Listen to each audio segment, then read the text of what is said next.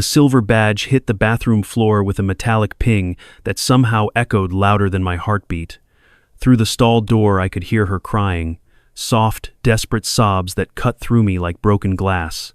"Maria Santos, Custodial Services," the badge read. I knocked gently. "Maria, it's Sam, the new guy." But here's what she didn't know. I wasn't just some new employee. I was the CEO of the entire retail chain, and I was about to discover something that would shake our company to its core. If you've ever wondered what really happens behind closed doors in corporate America, subscribe to Black Stories Box, because what I found that night changed everything. My name is Samantha Rodriguez, and at 44 I thought I'd seen it all in the corporate world. Growing up in East LA, daughter of a single mother who cleaned office buildings at night, I'd clawed my way from cashier to CEO of Aurora and Associates, a mid-size retail chain. But success hadn't made me forget where I came from. That's why when our employee satisfaction scores showed perfect 10s across the board, while anonymous complaints kept flooding our hotline, I knew something was rotten. The bathroom encounter happened on a Tuesday night at our Riverside location. I'd been going undercover for 3 days, using fake credentials our security team had prepared. The badge, the uniform, even the backstory, everything designed to blend in as Sam Mitchell, a new part-timer looking for extra income. I'd expected to find typical workplace gripes, maybe some minor policy violations. I hadn't expected to find Maria Santos sobbing in a bathroom stall at 1:30 p.m., her hands cracked and bleeding from industrial cleaners, clutching a work schedule that looked like a financial crash chart. "I'm sorry," she whispered when I helped her up. "I didn't mean for anyone to see me like this." Her accent carried the weight of someone who'd learned English as an adult, every word carefully chosen. She was probably my age, but exhaustion had etched lines around her eyes that made her look older. "It's just, my daughter needs surgery, heart surgery, and they keep cutting my hours right when I'm about to qualify for health insurance." I looked at the schedule she'd dropped. 35 hours one week, 15 the next, then 28. A deliberate pattern designed to keep her just under the threshold for benefits. My stomach turned, but I kept my voice steady. "How long has this been happening?" "6 months, she said, wiping her eyes with a paper towel. "Ever since Connor McKenzie became our regional manager. He says it's because of border issues causing labor shortages, so we should be grateful for any hours at all." The way she said his name told me everything I needed to know about their relationship. That's when I heard footsteps in the hallway. Maria's face went pale. "He does rounds at midnight," she whispered. "If he finds us talking." She didn't need to finish. I helped her collect her things, watching as she transformed from a vulnerable woman back into an invisible worker, the kind corporate America trains us not to see. Connor McKenzie was exactly what I'd expected. Mid-30s, suit pressed even at midnight, hair slicked back with enough gel to survive a hurricane. He looked at Maria like she was a problem to be solved rather than a person to be respected. "Santos, you're behind schedule. And you," he turned to me, "new guy, right? Let me give you some advice. Don't get too friendly with the help. It creates problems." The casual cruelty in his voice made my hands clench into fists, but I nodded meekly. "Yes, sir." 20 years of climbing corporate ladders had taught me when to bite my tongue, but it had also taught me when to start gathering evidence. As I watched Connor walk away, his expensive shoes clicking against the linoleum, I made a decision that would change everything. I pulled out my phone and started a voice memo. Day 3, undercover at Riverside location. Possible systematic scheduling manipulation to avoid benefit payments. Subject 1, Maria Santos, custodial staff. Pattern suggests deliberate wage theft disguised as flexible scheduling. I didn't know it then, but that bathroom encounter was just the beginning. Over the next 48 hours, I would uncover a network of exploitation that reached far beyond one store, one manager, or even one company. I would discover that sometimes the biggest changes start with the smallest acts of witness, being present when someone else's pain demands to be seen. The silver badge was still on the floor when I left that night. I picked it up, feeling its weight in my palm. By the time I returned it to Maria the next evening, I'd already started the investigation that would either save our company's soul or destroy everything I'd built. Some stories begin with grand gestures or dramatic revelations. This one started with a woman crying in a bathroom and a CEO who decided to listen. The next evening, I returned to Riverside wearing my Sam Mitchell uniform again, but this time I came prepared. Hidden in my work bag was a small recording device, perfectly legal in California under one-party consent laws, though I hoped I'd never need to use it. I'd spent the day researching Connor McKenzie's background, and what I found made my stomach churn. He'd been hired 18 months ago after being terminated from his previous job for failure to meet performance metrics. His LinkedIn was full of buzzwords about operational efficiency and cost optimization, but reading between the lines told a different story. This was a man who'd learned that his worth was measured only in numbers, and he'd apparently decided that other people's humanity was an acceptable sacrifice to those numbers.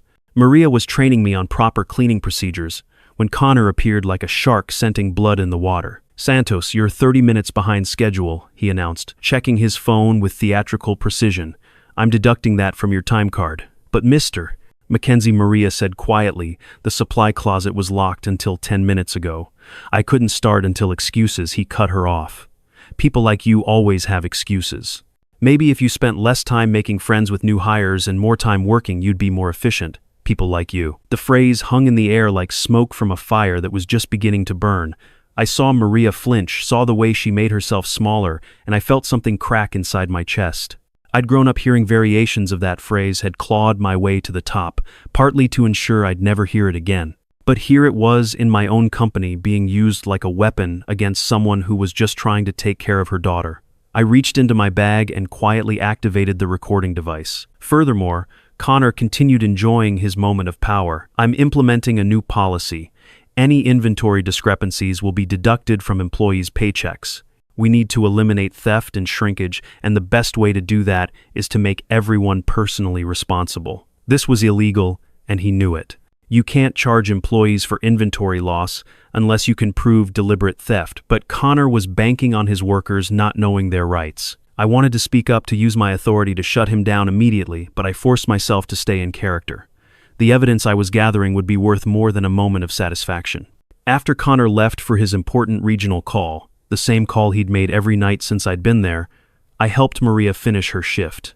She moved with the efficiency of someone who'd learned to be invisible, but I caught her wincing when she lifted the heavy mop bucket. "Maria," I said carefully, "how long have you been having problems with the schedule changes?" She looked around nervously before answering.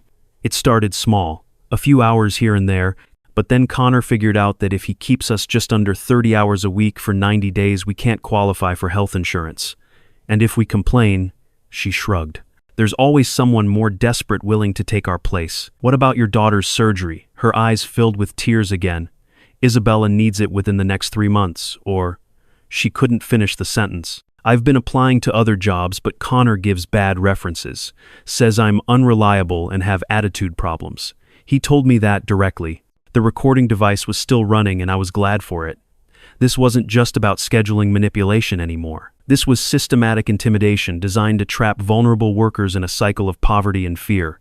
As we worked side by side, Maria told me about the others. David Chen, in electronics, whose hours had been cut right before Christmas, leaving him unable to afford presents for his kids.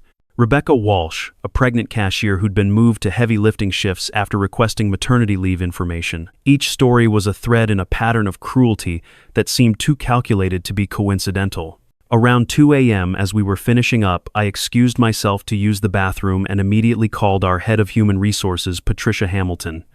Patricia and I had worked together for 8 years, and I trusted her completely. "Patricia, it's Sam. I need you to quietly pull employment records for the Riverside location. Focus on part-time employees, scheduling patterns, and any correlation with benefit eligibility.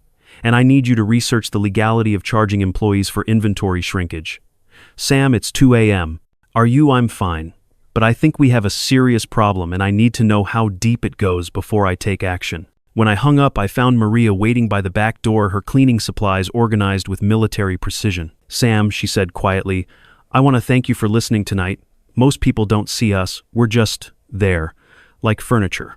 I looked at this woman who was willing to work herself to exhaustion for the chance to save her daughter's life, who accepted cruelty as the price of survival, and I felt ashamed of every board meeting where we discussed labor, costs like an abstract concept rather than human lives. "You're not furniture, Maria. You're the backbone of this company, and you deserve better." She smiled sadly. "Deserve and get are different things, Sam, but I appreciate the kindness. As I drove home that night, I couldn't shake the image of Maria's hands, cracked and raw from chemicals, but steady and sure as she worked. Those hands represented something Connor Mackenzie had forgotten in his pursuit of operational efficiency, dignity. And I was going to make sure he remembered. The evidence started piling up faster than I'd expected. Patricia's research revealed a pattern that made my blood boil. The Riverside location wasn't an isolated incident. Across our entire chain, part-time employee hours had been systematically manipulated to hover just below benefit thresholds. But Connor Mackenzie wasn't working alone. At 5:30 a.m. sharp, 30 minutes before the store opened, Connor made his daily call to Regional Director Marcus Webb. I'd positioned myself in the break room with my recording device, having learned his routine over the past week. Through the thin walls of his office, his voice carried clearly enough to capture every damning word. "Marcus, it's Connor. Weekly update on the labor optimization project." His tone was different when he thought no one was listening. Colder, more calculating. "The Santos woman is close to breaking. Single mother, sick kid, no other options. Classic profile for maximum compliance." I gripped my coffee cup so hard I was surprised it didn't shatter. "The pregnant one in Register 3 is getting more expensive as she gets bigger," Connor continued. "I've moved her to freight handling. Doctor's note says she can't lift over 20 pounds, but that's not my problem. She'll quit within the month and we'll save on maternity leave." The casual cruelty in his voice was breathtaking. These weren't labor statistics he was discussing. They were human beings whose lives he was systematically destroying for the sake of quarterly profit margins. "Expansion timeline is on track," he said. "The hour-shifting protocol works perfectly. Keep them just desperate enough to stay too scared to complain. We're implementing across 6 additional locations this quarter." 6 locations. This wasn't just about Maria Santos or even Riverside. This was a coordinated strategy to exploit vulnerable workers across our entire regional network. The scope of it made me nauseous. But the worst was yet to come. The beauty of the system, Connor's voice carried a note of pride, is that it's self-selecting. We target single mothers, immigrants, people with sick family members, anyone who can't afford to fight back. And if they do complain, we have built-in documentation of their performance issues. It's bulletproof. I heard the scrape of a chair as he stood up. "Listen, Marcus, I know you had concerns about the legal exposure, but we've been running this for 8 months with zero blowback. These people don't know their rights, don't have lawyers, and frankly, don't have the luxury of principles. Desperation is the most reliable employee motivator we've got." When the call ended, I sat in the break room staring at my recording device, trying to process what I'd just heard. This wasn't just wage theft. It was systematic predation designed to exploit the most vulnerable workers in our system. And it was being done in my name, under my company's logo with my signature on Connor Mackenzie's paychecks. I thought about my mother, who'd worked 3 cleaning jobs to keep us afloat, who'd come home exhausted every night but never complained because she was grateful for any work at all. How many times had she been Connor Mackenzie's target? How many other mothers were being crushed under the weight of this system right now? By 6 a.m., I'd made my decision. I texted Patricia emergency meeting in my office at 8 a.m., bring employment law team and head of security. We're about to burn some bridges. But first, I had one more shift to complete as Sam Mitchell. I owed Maria Santos that much, to be present to witness, to ensure that when the reckoning came, someone who mattered had seen exactly what was being done to her. When Maria arrived for her morning shift, she looked exhausted. "Isabella had a bad night," she explained quietly. "Chest pains. The doctor says we can't wait much longer for the surgery." I looked at this woman who was watching her daughter's condition deteriorate while Connor Mackenzie played games with her health insurance, and I felt something crystallize inside me. Some lines once crossed change you forever. Standing in that break room, listening to a man discuss human beings like livestock, had been one of those moments.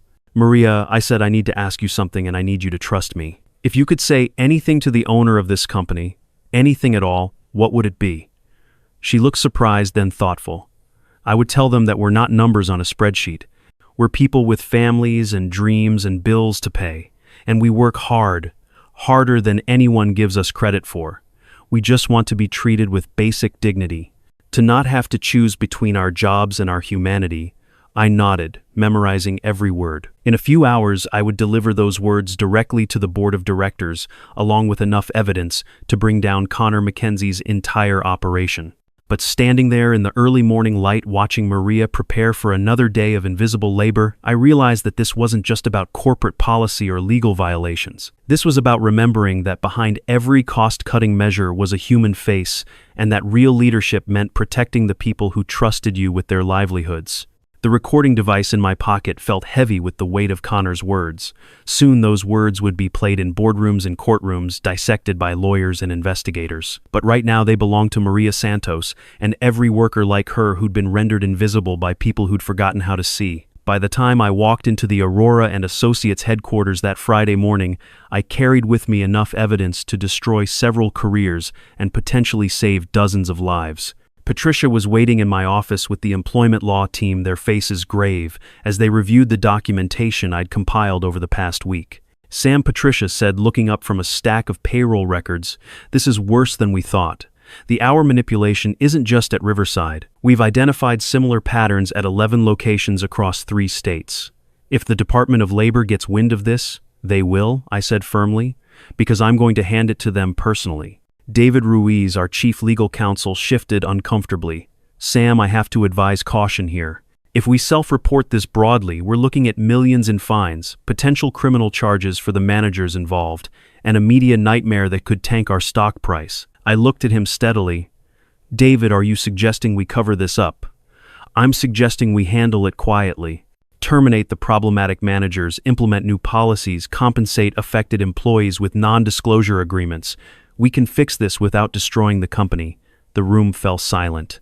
I thought about Maria Santos, about Isabella's upcoming surgery, about David Chen's children, asking why Santa had skipped their house. Then I thought about Connor Mackenzie's voice on that recording, discussing human beings like inventory to be managed. "No," I said, "we're not going to fix this quietly. We're going to fix it completely transparently and in a way that ensures it never happens again. Schedule an all-hands meeting for Monday morning. I want every employee at every location to attend either in person or via video conference." Patricia looked concerned. "What are you planning to tell them the truth?" "All of it. That weekend, I didn't sleep much. I spent Saturday night back at the Riverside location working my final shift as Sam Mitchell. Maria was there, of course, because Connor had scheduled her for a weekend shift just hours after her daughter had been admitted to the hospital for monitoring. "How's Isabella?" I asked, as we worked side by side. "Scared," Maria said quietly. "The doctors want to do the surgery next week, but without insurance." She shrugged, the gesture heavy with resignation. "I'm praying for a miracle." I wanted to tell her that her miracle was coming Monday morning, but I held my tongue. She deserved to hear it properly, with dignity, not as a whispered promise from someone she thought was just another part-time worker. As we finished the evening cleaning routine, Connor appeared for his final power play. "Santos Corporate has been asking questions about productivity at this location. I'm going to need you to work faster, or we'll have to reconsider your employment here." The threat was clear. Maria's hands trembled slightly as she nodded, but her voice remained steady. "Yes, Mr. Mackenzie." Watching her acquiesce to his intimidation while her daughter lay in a hospital bed was the final straw. I stepped forward, abandoning my cover for the first time in a week. "Actually, Connor, I think you're the one who needs to reconsider your employment here." He turned to me with a confused smile. "Excuse me, Sam, was it I don't think you understand how things work around here?" I pulled out my phone and played back his conversation with Marcus Webb from that morning. His voice filled the break room. "These people don't know their rights, don't have lawyers, and frankly, don't have the luxury of principles. Desperation is the most reliable employee motivator we've got." The color drained from Connor's face. "That's illegal recording. You can't one-party consent state," I said calmly. "And actually, Connor, let me properly introduce myself." I reached into my bag and pulled out my real ID badge. Samantha Rodriguez, Chief Executive Officer, Aurora and Associates. The silence that followed was deafening. Maria stared at me with wide eyes, then at Connor, then back at me. Connor's mouth opened and closed like a fish gasping for air. "Miss Rodriguez," he stammered, "I can explain. The labor optimization strategies were approved by regional management. You were just following orders." I cut him off. How original. "Here's what's going to happen, Connor. Security is on their way to escort you from the premises. Your employment is terminated immediately, and I'll be forwarding your recorded conversations to both the Department of Labor and the District Attorney's Office." I turned to Maria, who was still staring at me in shock. "Maria, I owe you an enormous apology. And Monday morning, I'm going to make sure everyone knows exactly what's been happening here and what we're doing to fix it." As security arrived to escort Connor out, he made one last, desperate play. "You think you're some kind of hero. This company runs on profit margins, not feelings. Fire me, and the board will just hire someone else to do the same job." I watched him being led away, then turned back to Maria. "He's wrong," I said quietly. "This company runs on people like you. And it's time we remembered that. Monday morning couldn't come fast enough." But standing in that break room, seeing Maria's tears of relief rather than despair for the first time since I'd met her, I knew that sometimes the hardest part of leadership isn't making the big decisions, it's remembering that those decisions have faces and names and children who need heart surgery. The reckoning was coming, and for the first time in my corporate career, I was looking forward to it. Monday morning's all-hands meeting was the most important presentation of my career, and I'd never been more nervous. Every Aurora and Associates location was connected via video conference, with employees gathered in break rooms and offices across 3 states. I stood at the podium in our main conference room looking out at faces that ranged from curious to suspicious to outright fearful. Behind me, a screen displayed the company's mission statement, "Building Communities Through Commerce." The irony wasn't lost on me. Good morning, everyone. For those who don't know me, I'm Sam Rodriguez, your CEO. I'm here to talk about something that should never have happened in our company and about what we're going to do to make it right. I clicked to the next slide, which showed Maria Santos, with her permission, standing beside her daughter Isabella in their hospital room. This is Maria Santos, one of our custodial staff at the Riverside location. 3 days ago, her 8-year-old daughter Isabella had emergency heart surgery. Today, I'm here to tell you that our company's insurance paid for that surgery in full, along with all follow-up care. A murmur went through the audience. On the screen, I could see employees at remote locations leaning forward, confusion evident on their faces. "What you don't know," I continued, "is that until this week, Maria had been systematically denied health insurance coverage through a practice called hour manipulation. Her schedule was deliberately kept just below the threshold for benefits, not because of business needs, but because it was cheaper for us to deny her coverage than to provide it."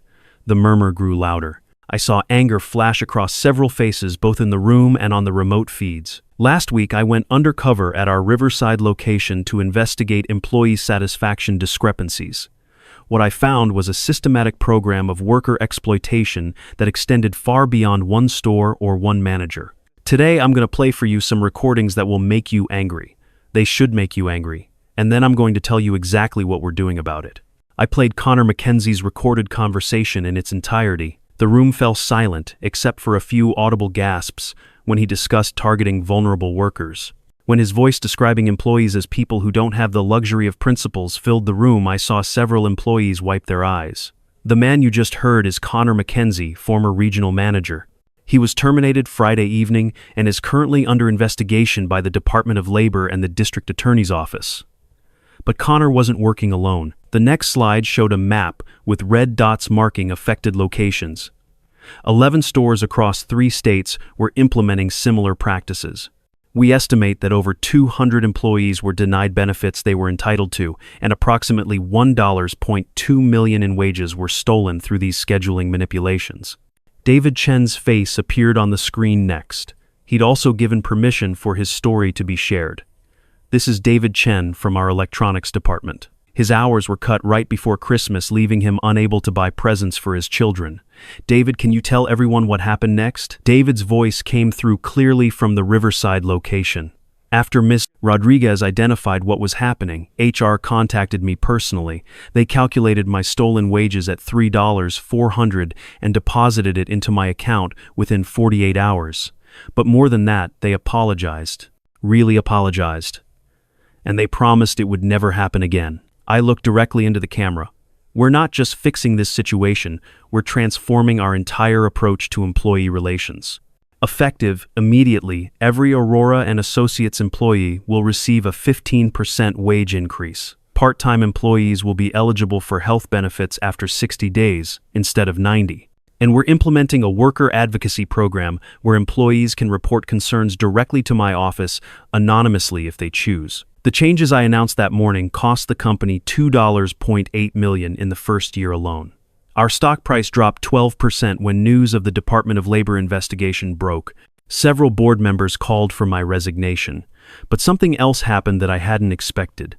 Applications for employment increased 340%. Customer satisfaction scores rose to their highest levels in company history. And 3 months later, when Isabella Santos threw out the first pitch at our company baseball game, her heart surgery having been completely successful, our stock had recovered and reached an all-time high. The local news picked up the story first, then regional outlets, and eventually it went national.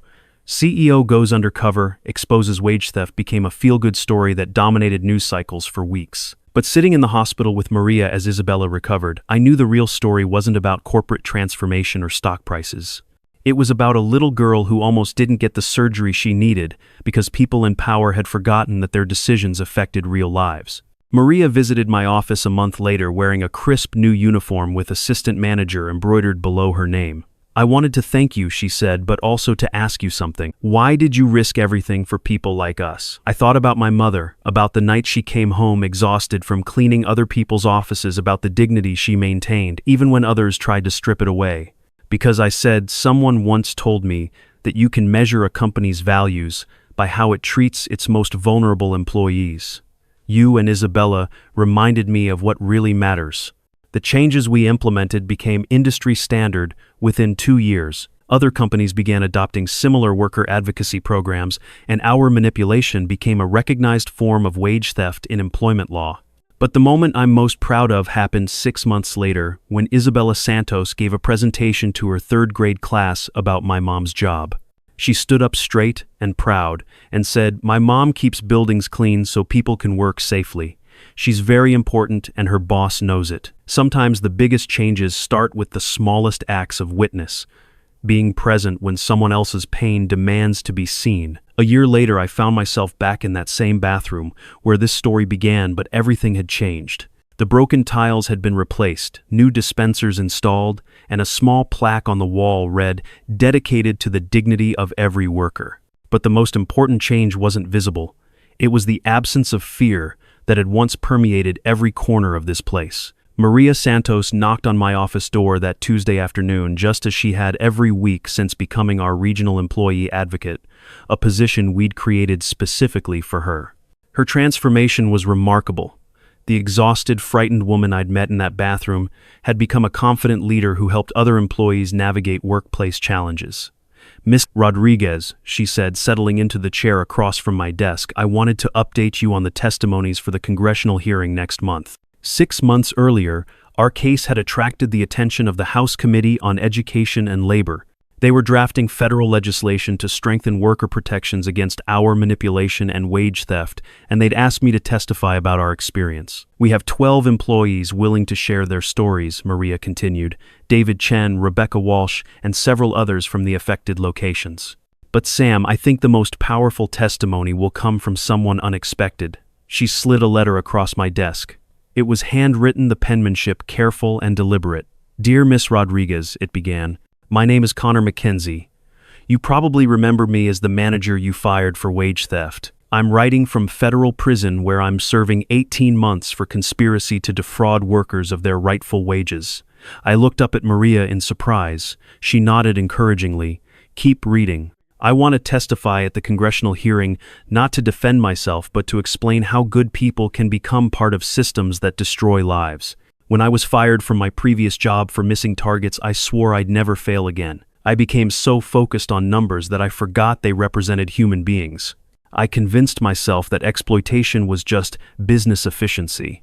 The letter continued for 2 pages, detailing his gradual moral compromise and the culture of corporate pressure that had enabled his actions. It concluded, "I can't undo the harm I caused to Maria Santos, David Chen, and others.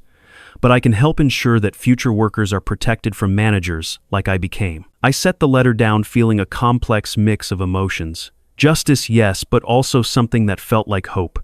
"He wants to testify?" I asked. "Via video from prison," Maria confirmed. "His lawyer thinks it could be powerful. A manager taking full responsibility and explaining the systemic pressures that enable this kind of exploitation." 3 weeks later, I sat in a wood-paneled hearing room in Washington, D.C., facing a panel of senators and representatives while cameras rolled. The hearing room was packed with labor advocates, corporate executives, and journalists. In the front row, Maria sat with Isabella, who was now healthy and vibrant, her surgical scar barely visible beneath her dress collar. When my time came to speak, I didn't talk about policy or statistics. Instead, I told Isabella's story, how a little girl almost died because corporate greed had prevented her mother from accessing health insurance she'd earned. I told David Chen's story about children who didn't understand why Christmas had been canceled. I told the story of a bathroom encounter that changed everything. The question before this committee, I concluded, isn't whether wage theft is illegal. It already is. The question is whether we'll create systems that prevent it from happening in the first place, and whether we'll hold companies accountable for creating cultures where exploitation thrives. When Connor Mackenzie appeared on the screen from federal prison, the room fell silent. He looked older, thinner, and something in his eyes had changed. For 20 minutes, he methodically explained how regional managers were incentivized to cut labor costs by any means necessary, how corporate policies created plausible deniability for executives, and how vulnerable workers were systematically targeted. "I destroyed lives to hit quarterly targets," he said directly to the camera. "I told myself it was just business, but business without humanity isn't business. It's predation." The legislation that emerged from those hearings passed both houses of Congress by wide margins. The Worker Protection and Transparency Act established federal standards for scheduling practices, created severe penalties for hour manipulation, and required companies to provide clear pathways for workers to report violations without retaliation. But the moment that mattered most to me happened after the formal hearing ended. A young woman approached me in the hallway. She couldn't have been more than 25, wearing a worn uniform from a major retailer. "Miss Rodriguez," she said nervously, "my name is Ashley. I work at a store where they've been cutting our hours right before we qualify for benefits. I've been too scared to complain because I need this job. But watching you today, I wanted to ask if you think I should report it." I looked at her frightened eyes and saw Maria Santos a year earlier, saw my mother 30 years ago, saw every worker who'd ever been forced to choose between survival and dignity. "Ashley," I said, "you absolutely should report it.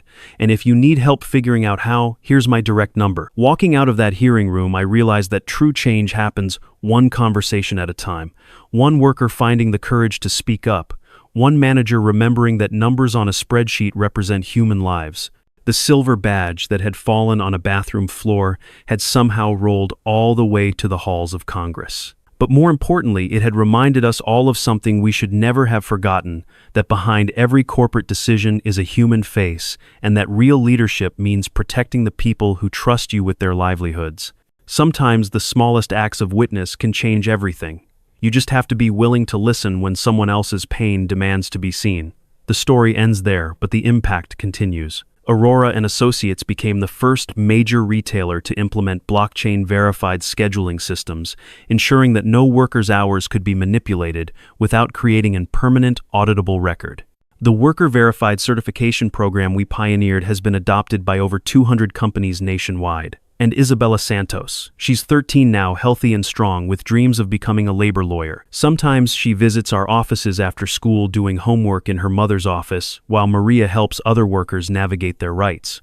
I think about that bathroom encounter often, how a moment of genuine human connection had consequences neither of us could have imagined. It reminds me that leadership isn't about the decisions you make in boardrooms.